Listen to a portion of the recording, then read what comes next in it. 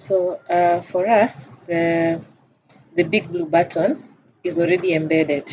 So when you already have your course like this, so all you need to do is you turn editing on here on the top right. You turn editing on. Then you go to a specific place on your course, any topic. Then you click add an activity or resource. Then you add it as an activity. So let's give it a few minutes. So you add it as an activity. It's a big blue button activity, this one. You click on it. Then, as in the case of adding any activity, you have to put the activity settings. So the first setting is the room name. So the room name would be the name of the lecture. So maybe it's lecture 1. Then you can click here, show more. You can put the description of the lecture. So this meeting link will be used for our weekly lectures. So you put a description just to explain to the students what the meeting is. Then under room settings, you can leave it as it is. So the students, the session will be recorded from the start. So as soon as you start the class, the system automatically starts recording. Then we have the recording view, include recordings from this activity. You can leave it as it is. So the rest of the settings, you can leave them as they are. But just one more, which is important, is guest access. Sometimes you may be having students who want to join your class, but they do not have an account on our e-learning portal. So you have to allow for guest access. Yes, allow for guest access. Then you can disable this, because if the students are too many, you can't concentrate on teaching and then admitting them in the meeting. So you can disable this so that guests joining they don't need to be admitted by them. Okay, then you save and display. So now we have added our big blue button meeting, and it will be added as an activity. So what happens if you want to now invite students, especially those who are guests? You see this button here indicating add guests. If you click on it, it will give you the meeting link and the meeting password. This is what you share with the students. So you copy this and you share with the students, especially for students who do not have accounts on the e-learning portal. So you may want them to join us as guests. But for the rest of the students, you can just copy the link to the meeting. Yeah, you just come to your course here. Let me turn editing off. So this, you see, we've added this as an activity. It's called lecture 1. So simply click on it and then you copy the URL and share it with the students. Yeah, so that now the students will be having the link. So they click on the link, they are automatically taken to the big blue button meeting. But you cater for those who don't have an account on the e-learning portal by sharing with them the guest access link and password. Now, once you're in here as a moderator, you can now start the meeting. Seeing here this button indicating join session, you click on it. Once you click on it to join the session, it will go through the normal processes of joining a meeting. So it will ask to share your webcam and your microphone. So see, it's asking, recording has started, continue. So it's asking me, can you join with your audio? Yes, I'll join with my microphone, and then I will allow, just the way you usually allow devices. Then you can to do an audio tester. Then you click join audio. So this is now the meeting room, how it looks like. Your students will be appearing here. They'll be listed here. Then of course this is the chat room where you can be posting the chats. You can post the chat during the students can also post in the chat room. So this is the chat room. Okay. And then what if you want to share your slides? As a facilitator, this is where your slides will be appearing. So if you want to share your slides, you click here. You see this, and then you upload your presentation. Then you browse for your presentation on your computer.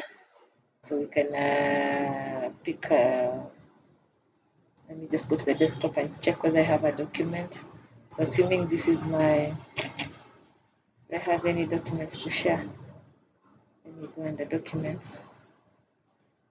So this is it. So this may be one of the documents I want to share. Then I click upload. So it will upload the document. You can upload several documents. For example, during the session, you might be having several documents that you will be presenting alternatively. So that's the first document that has been uploaded. You can add another one. So let me upload another presentation here, upload manage presentation. Let me browse for it. So I can go to my Drive D and see whether I can get a document. So I can attach that and click upload. Anytime you attach, always click upload so that it is uploaded. So give it a few minutes, it's uploading. How will you be Moving between. So you see, this is the article. So you see, when I come here, you see my articles that I've uploaded are here. The first one. So if I want to switch between, I just pick this and it's going to switch to that one. If I want this one, I just click and it switches. Are you seeing that? It's switched to that article. If I want this one, I just click this. Okay, that is the kind. So you switch in between the articles by just clicking on them. Then if you want now for the sake of your students, you may want the presentation to be wider bit. And by the way, if you have a slides which has several slides, you can actually move through the slide. You can choose which slide or you can use this. If you want it to be wider, you use this option here, fit to width. Are you seeing that? So then the students will now be able to see it well. Okay, and here you have, the way we have the annotations in Zoom. So the features for annotation are here. So if you want to annotate, you can actually click this pencil and you can be able to annotate on screen. Yeah, if you want to erase, you just use this, you're able to erase. Okay, if you want to draw a triangle, you can do that. So just the way we have the tools on Zoom, the tools are there. If you want to type out a statement, you can type your statement. Sorry, this here, you use this T, you can type your statement. Sorry, I don't know why it's not.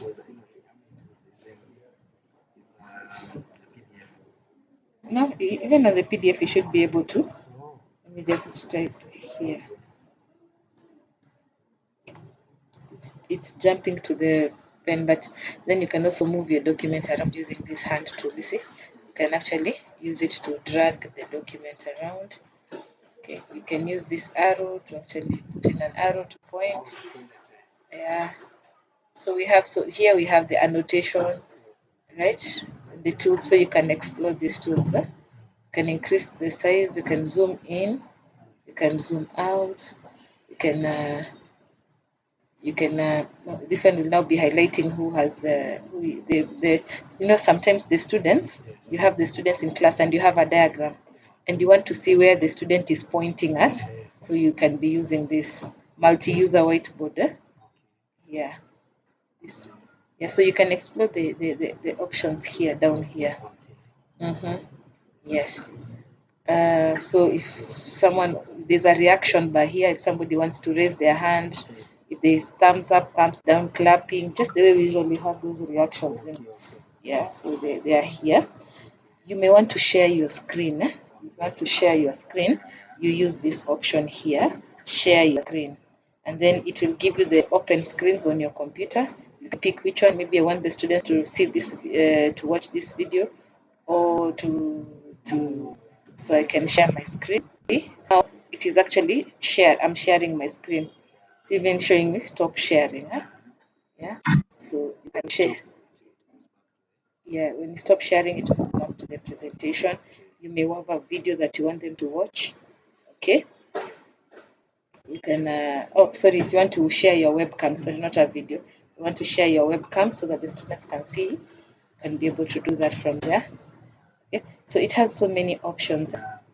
Yeah. And if you are sharing a video, it is also good that you also share the tab audio. Yeah, so for example, I'm doing this, so the students will be able to hear the video as it is playing, the audio as it is playing. Okay, see what it is how the students.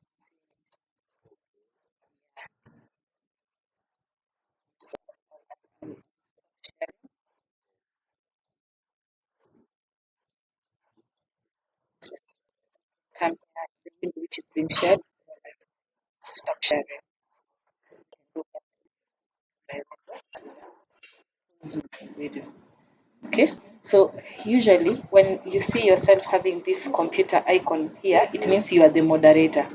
But if you have other students, you can give them moderator rights. Okay. You can give moderator rights to students. Okay. Yes, you can do that. Yeah. So that is it. Any question?